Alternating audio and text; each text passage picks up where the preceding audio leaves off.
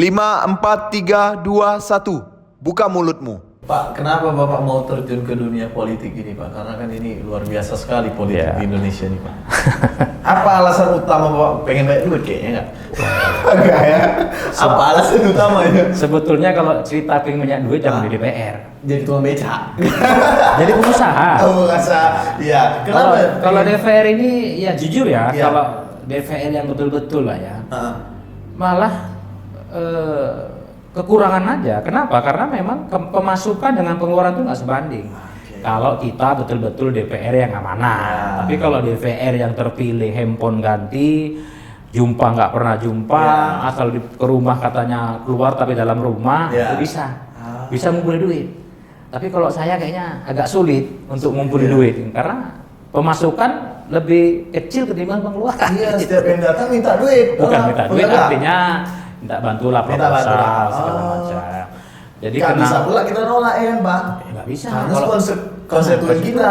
Kalau nggak dikasih sekali pasti nyebar kemana-mana. Pak Hasan pelit. Iya. Nggak usah pilih lagi itu udah pasti. Ah. Jadi sebetulnya bukan karena kita pengen banyak duit. Pertama, ketika itu memang kita punya keluhan, keluhan di masyarakat yang kemana kita harus nyampaikan keluhan ini.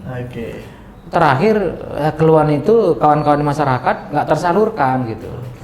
Nah, tidak tersalurkan. Akhirnya saya berpikir kalau gitu, kalau saya yang jadi anggota DPR, mungkin saya bisa mewakili kawan-kawan untuk menyalurkan aspirasi masyarakat ini kan gitu. Aspirasi apa yang dulu masih Bapak ingat? Waktu yang itu pengen disalurkan. Waktu itu memang susahnya sekali dalam pengurusan administrasi pemerintahan. Dan sekarang sudah Bapak urus dan perjuangkan. Ngurus KK, ngurus KTP.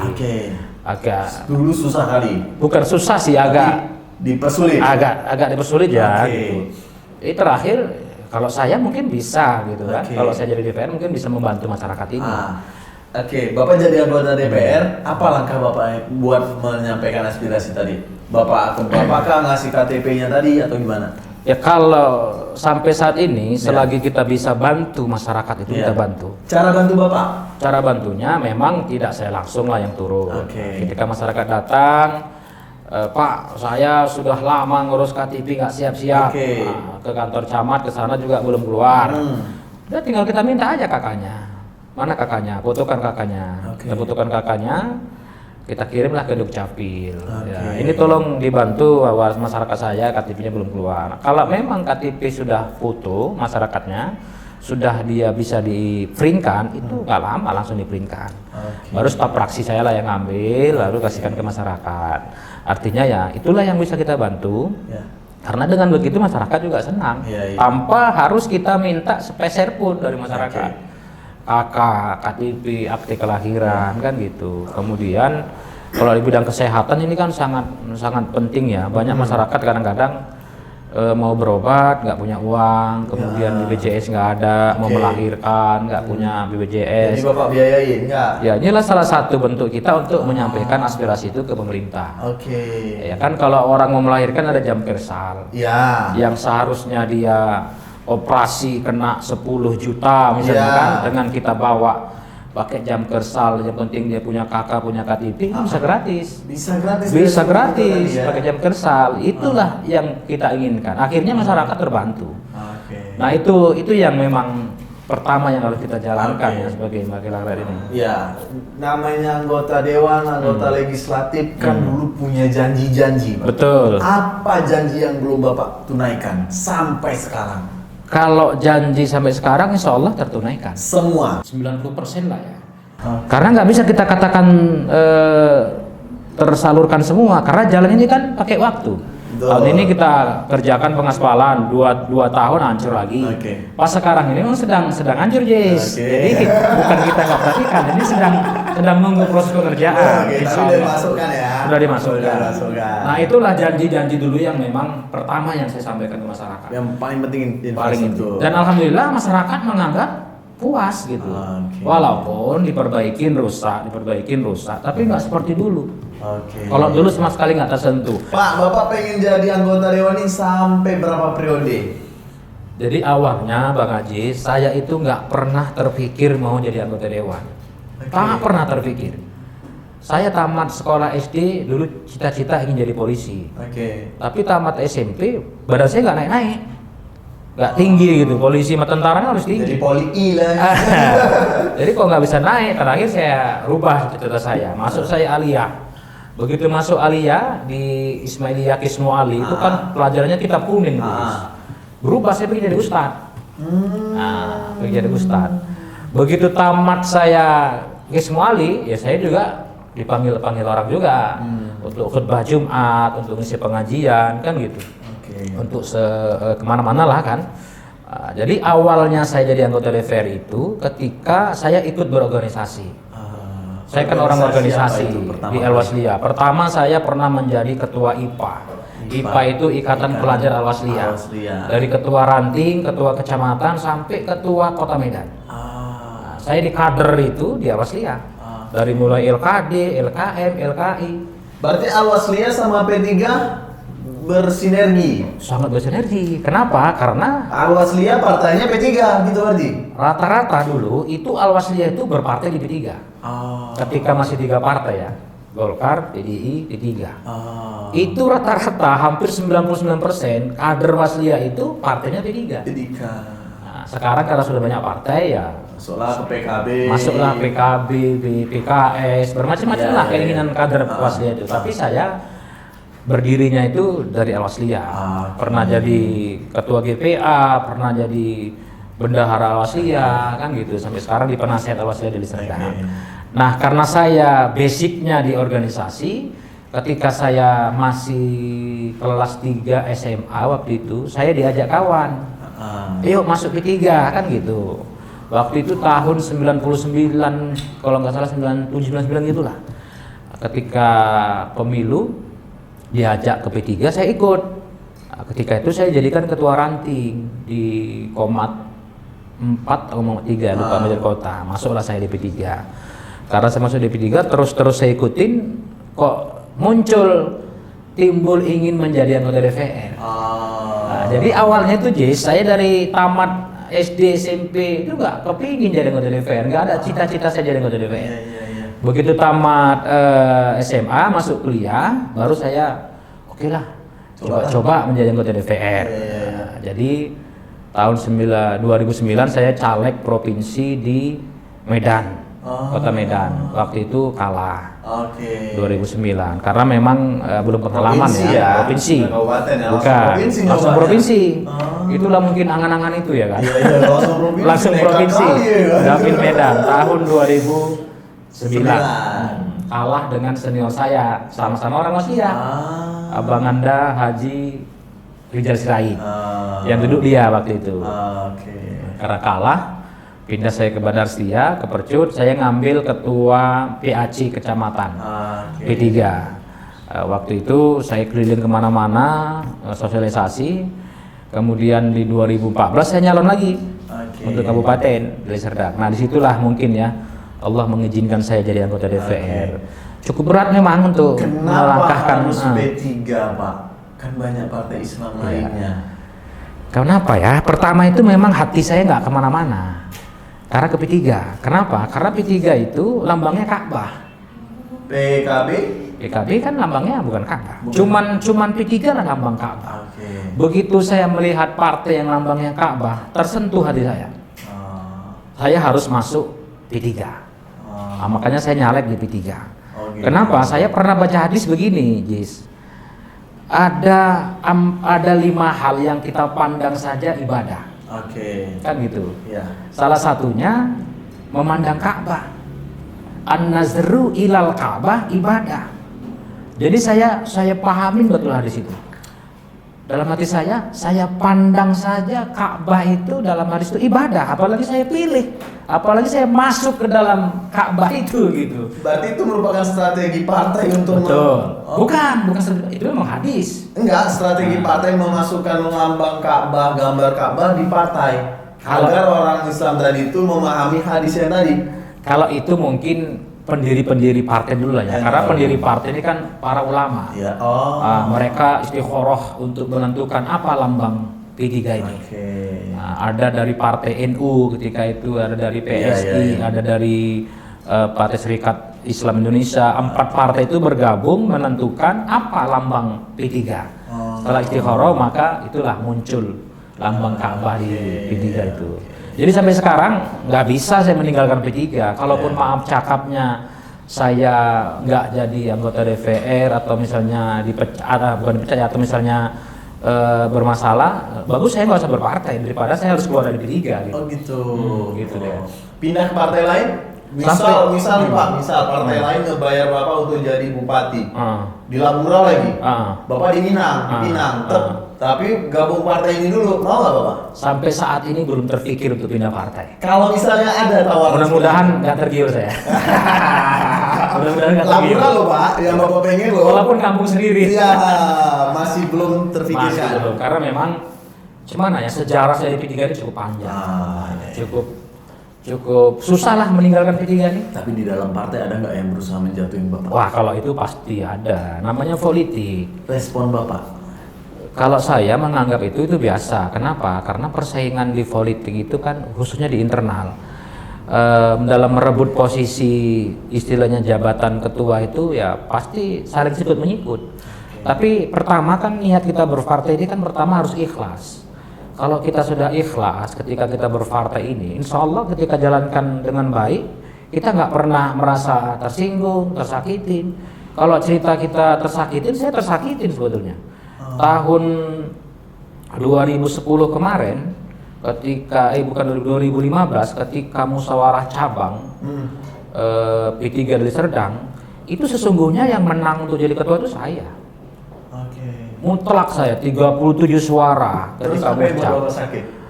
Tapi ketika ditentukan wilayah DPP ketua P3 bukan saya. Hasilnya saya. Tapi yang ditentukan itu adalah ketua yang lama, sahabat saya juga, Insinyur Walid Hadi. Kok bisa? Ada permainan? Ya, kalau pasti permainan ya. Mungkin nggak ada, tapi memang keinginan DPP atau keinginan dipilih, menginginkan masih beliau lah. Nah, kalau saya sakit hati nggak? Orang yang memang betul-betul nggak cita dengan P3, tentu saya udah pindah. Baper lah ya. Baper, pasti udah pindah karena merebutkan ketua ketika itu nggak gampang. Materi, tenaga pasti kita keluarkan. Tapi saya enggak. Karena saya ikhlas berpartai di P3 ini, ketika dipanggil di wilayah, udahlah, Isnan, karena kamu masih muda, udah kamu sekretaris saja. Biarlah kesempatan ketua ini untuk 1 periode lagi. Akhirnya ya udah ketua, kalau memang itu keputusan ketua, saya sabitna matokna. Karena saya tanamkan dalam hati saya belajar itu dari guru politik saya. Siapa guru politik? Abang Anda Haji Padli Nurjal. Jujur beliau lah yang mendoktrin saya. Bukan. Beliau yang mendidik saya, mengarahkan saya. Jadi saya ingat betul, Dinda berpartai itu harus ikhlas. Pertama itu harus ikhlas. Kalau sudah ikhlas, insya Allah apapun yang dihadapi di partai tetap istiqomah, tidak akan pindah dari partai. Pak, boleh cerita sedih nggak Pak? Ya selama hidup Bapak ini yang paling kalau diingat tuh mungkin bisa buat Bapak sakit, nangis, sedih, apa nggak? Ada nggak Pak? Maksudnya kisah sedih? Oh, kalau kisah sedih sih banyak.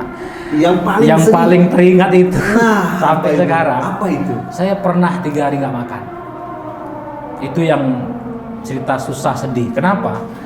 Ketika 3 hari nggak makan tuh memang saya sudah bingung. Uang nggak ada. Sama sekali nggak makan. Minum pun ada. Minum ada lah. Kalau makan nggak. Karena nggak ada duit atau emang nggak ada warung? Karena nggak ada duit. Jadi waktu sebelum dari becak itu ya. Iya. Sebelum dari becak, habis uang yang dari 300.000, saya nggak ada ongkos ke sekolah. Dulu kan dari Pancing, saya kos di Pancing. Ke Ismailia itu 250 perak itu ongkosnya, naik angkot. Habis uang, nggak ada uang untuk sekolah, saya pinjam sepeda. Sepeda tetangga. Saya pinjamlah untuk sekolah ke Ismailia. Begitu saya pinjam, 1 hari aman, 2 hari saya pinjam, hilang sepeda itu. Sepedanya? Mengganti lah Bapak. Mengganti, tapi nggak ada uang untuk mengganti. Tapi harus saya mencari uang, padahal nggak banyak, 100.000 tuh harga pedal dulu. Tapi untuk mencari 100.000 itu saya 3 hari keliling-keliling nyari uang pinjaman nggak dapat. Dan 3 hari itulah Bapak nggak makan? 3 hari itu saya nggak makan. Sambil mencari duit Sambil tadi? mencari duit. Saya pergi ke Binjai, ada abang saya di sana, abang lain mama lah ya. Naik Angkot. Sama Dari mana ponakan. duitnya naik angkot? Kan udah nggak ada duit. Ponakan yang bayar. Orang saya kan. Sampai sana nggak dapat. Pergi saya ke Perbaungan, ke Simpang Obang Abing, masuk ke dalam Kampung Lestari. Nggak juga dapat, pulang lagi. Disitulah saya pernah 3 hari nggak makan karena nggak punya uang, nggak tahu lagi kemana. Terakhir saya pulang kampung. Itu kalau nggak salah saya baru 3 bulan di Medan. Pulang kampung, dulu kan masih di kampung tuh masih musim ladang ya, musim sawah. Itu kan banjir. Latar rumah tuh banjir. Jadi saya di jembatan Titi itu mau ke rumah, belum sampai rumah nengok bapak saya nangis saya. Nangis di jembatan itu. Belum mau masuk rumah saya nangis. Kenapa? Sedih gitu, sedih. Macam mana saya bilang karena bapak saya gitu. Baru 3 bulan ke Medan kok sudah pulang. Habis duit karena ngilangkan sepeda tadi. Terakhir terpaksa lah saya pulang. Dulu pulang kampung itu dari Medan ke sana naik Medan Jaya, itu ongkosnya masih 7.000 tuh. Sekarang jadi akhirnya terucap nggak itu ke orang tua Bapak? Terucap. Begitu sampai pintu nanya, "Kenapa Nan kok wis balik?" Artinya kenapa kok udah pulang? Kan gitu. Baru 3 bulan kok pulang. Dengan terseduh-seduh saya bilang, "Pak, aku sekolah ngilangin sepeda, ngilangkan sepeda orang, nggak punya uang untuk ganti," kan gitu. Barulah bapakku meluk aku, almarhum ya, meluk aku, ya sabar. Terakhir untuk mendapatkan uang 100.000 itu, saya tuh harus 3 hari di kampung. Jualin ladang tadi? Enggak, hasil ladang? mencari kemana bapak ini minjam uang. Jadi orang tua Bapak membantu Bapak untuk minjem. Karena memang di kampung susah, nggak lagi musim peceklik, musim ladang gitu kan. Terakhir saya ingat, makanya sampai sekarang itu nggak terlupakan, itu ada guru SMP Pak Brasto namanya. Itulah yang ngasih pinjam, dikasih pinjam lah uang. 3 hari baru dapat, begitu kasih pinjam baru saya pulang ke Medan. Jadi memang ya itulah ya sejarah hidup yang yang sedih ya. Kalau ingat itu bisa nangis kita. Sampai nangis nih. Padahal saya coba untuk memancing tadi kan. Jadi juga Pak Misnan nangis saya buatnya gitu. Jadi di kampung 3 hari tuh Jis untuk mencari pinjaman uang. Sampai bapak saya ya wis lah, karena nggak eneng uang nggak usah pulang lagi. Maksudnya kalau nggak dapat uang nggak usah balik lagi ke Medan, nggak usah sekolah. Itulah memang perjuangan bapak itu sama saya luar biasa. Jadi dapat uang 300.000, barulah saya pulang ke Medan. Akhirnya ke Medan, ya saya gantilah sepeda federal tetangga saya yang saya pinjam tadi. Ada keinginan nggak Bapak kita masuk ke DPR lagi? Jadi itu sedihnya Bapak ya? Iya. Itu udah paling sedih lah ya. 3 hari nggak makan. 3 hari nggak makan. Iya. Jadi kalau misalnya ketemu sama orang yang katanya ngemis 1 hari nggak makan hari ini Pak, ya aku udah pernah teringat. Makanya kalau saya naik mobil simpang ada orang minta itu tetap saya kasih tuh, walaupun ya 2.000, 5.000. Kenapa? Kita nggak bicara dia bohong apa. Iya, masalah itu urusan dia. Urusannya apa? Yang penting kita selagi ada rezeki kita kasih. Karena kita teringat dia susah, aku sudah alamin susah lebih dulu gitu. Tadi terkait dengan kedepannya Bapak mau 3 periode di kabupaten atau mau masuk ke provinsi Pak? Ya kalau cita-cita memang kalau diizinkan partai ya memang kita harus meningkat lah. Sekarang kan saya sudah 2 periode. Ya kalau bisa nanti ke provinsi lah periode ketiga. Tapi kan mohon didengar Abang Dan. Tapi kan itu semua tergantung partai. Partai mengizinkan saya, ya saya mungkin lompat lah ya, atau hijrah lah ya, atau ningkat dari kabupaten ke provinsi. Karena ya supaya nanti bisa provinsi 2 periode, habis 2 periode bisa saya naik ke DPR RI. Cita-cita Bupati? Gimana ya? Kalau cita-cita itu pasti ada ya. Bupati pengen. Jadi Bupati itu pengen berarti. Jadi Bupati pingin. Cuman kan ya kita nggak tahu kapan. Terkait dengan cita-cita mau jadi Bupati. Mungkin ujung-ujung bisa jadi Bupati. Kan? Iyalah, kita harus bangun konsep. Tapi sekarang kita belum terpikir. Cuman cita-cita itu ada. Cuman belum terpikir sekarang untuk jadi Bupati. Karena kan susah, jadi DPR juga susah ya kan. Harus banyak meyakinkan masyarakat. Karena memang pertama saya DPR itu saya nggak banyak keluar duit, Menarik. Berapa modal Bapak untuk kampanye di awal sekali? Waktu itu Di 2000, jangan 2009 kan udah gagal. Mohon maaf, gagal di provinsi. Gagal ya Pak ya? Gagal. Masuk di 2014 modalnya berapa Pak? kalau modal sih nggak banyak waktu itu ya, karena saya memang waktu itu pertama itu mendekati masyarakat. Saya kan punya sedikit kelebihan ilmu ceramah. Oke. Jadi saya sebelum jadi anggota DPR, saya kalau ceramah, khutbah Jumat, ngisi pengajian, saya nggak pernah dibayar. Ngisi maulid, ngisi mi'raj. Selipin lah kampanye di situ ya kan? Gitu. Bukan, enggak. saya kalau ceramah nggak pernah saya bilang mau caleg. Oh gitu. Cuman karena saya ceramah itu berbeda dengan yang lain, karena niat saya itu kan ilmu itu ketika kita sampaikan al ilmu yang tafakun alaihi, ketika ilmu yang kita bermanfaat itu akan lebih besar pahalanya, akan terus mengalir. Nanti kalau kita meninggal dunia, Dis, itu terus mengalir pahalanya. Sampai itulah yang saya amalkan. Karena saya Wisnu Wali, kemana saya dipanggil ceramah itu nggak pernah saya dibayar. Kalaupun dibayar saya balikan lagi. Kalau aja masukkan ke uang kas, kalau di masjid masukkan ke uang kas. Tapi sekarang dibayar. Sampai sekarang nggak. Orang dulu nggak DPR aja nggak dibayar, nggak dibayar. Oh gitu. Berarti sekarang masjid-masjid manggil Bapak mau ceramah gratis. Gratis. Jadi ada beberapa masjid ya di Percut ini itu masih pakai saya kalau khutbah Jumat. Dan itu gratis. Tetap saya balikan. Kalaupun mereka bayar, dan ini saya kembalikan gitu. Itu sebelum DPR sampai sekarang. Itulah yang saya lakukan, mengambil simpati masyarakat. Nah kemudian yang kedua, waktu itu mencari simpati masyarakat itu saya siapkan ambulan gratis. Ada berapa unit tuh Pak? Waktu itu 1. Sekarang? Ini mau nambah 1 lagi. Jadi 2. Jadi sebelum saya anggota DPR, itu 2010. Udah saya siapkan itu. Pemilihannya 2014. Jadi itu gratis total, supir, minyak kita siapkan sampai sekarang. Persiapan untuk di 2024 apa Pak? Tetap juga kita lakukan. Berarti nambah lagi ambulannya? Rencana mau nambah. 3, 5? 2. Jadi nambah ambulan ini untuk persiapan 2024. Sudah ketahuan. Kalau Pak Misnan sudah mulai mempersiapkan untuk di 2024. Pak, pesan terakhir nih Pak, karena kita kan rumah dekat masjid ya. Suara azan tuh nggak bisa terlindungi lah kan. Mau kan udah deket kali toanya, nggak bisa mau kedap seperti apapun ruangannya tetap kedengaran. Ya kan nanti azan nggak enak kita masih ngobrol. Dan kita tetangga Pak ya. Belakang rumah Pak Misnan ini belakang rumahnya aku tuh nempel gitu. Dindingnya nempel. Jadi pas lihat belakang Pak Misnan, saya bilang sama Pak Misnan, Pak kita buat akses aja Pak. Biar silaturahmi gampang, saya main bulu tangkis gampang gitu. Pak, pesan terakhir untuk masyarakat terutama di Deli Serdang, terutama di Percut Setuan. Silakan Pak. Ya tentu untuk masyarakat Deli Serdang ini, pertama pesan saya tetaplah ya dalam kondisi COVID ini. Kita harus percaya COVID itu ada, tapi kita jangan terlalu takut untuk menghadapi masalah pandemi COVID. Karena sesungguhnya COVID itu datangnya dari Allah, penyakit itu datangnya dari Allah.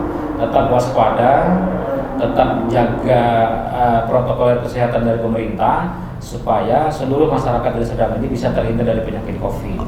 Lalu yang kedua, ya sekarang ini kan memang nggak bisa kita pungkiri masih banyak ujian, cobaan, musibah dari Allah.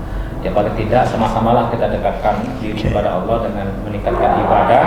Mudah-mudahan dengan kita meningkatkan ibadah ini ya kita terhindar dari semua bala dari Allah Subhanahu wa taala. Amin. Saya kira itu Jess ya, karena saya juga masyarakat. Kenapa? Saya ini sebetulnya wakilnya masyarakat. Artinya saya ini di bawah masyarakat. Namanya Dewan Perwakilan Rakyat.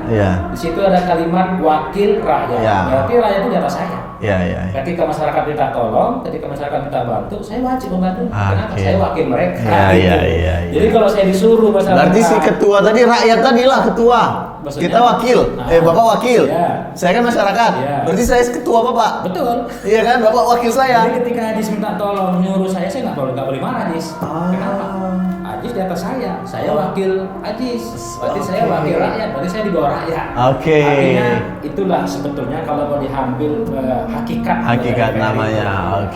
Makanya DPR itu yang betul-betul beda, nggak boleh sombong, nggak boleh angkuh, ya harus dekat masyarakat, nggak boleh jadi masyarakat, itu sebetulnya. Oke, mungkin terima kasih Pak Misnan, ini udah mau zuhur juga, terima kasih udah meluangkan waktu, susah juga nih nyari waktu Pak Misnan ya kan. Tapi luar biasa Pak Misnan mau meluangkan waktunya untuk tetangganya, untuk masyarakatnya, luar biasa. Terima kasih juga buat kalian semua yang udah nonton video ini. Assalamualaikum warahmatullahi wabarakatuh.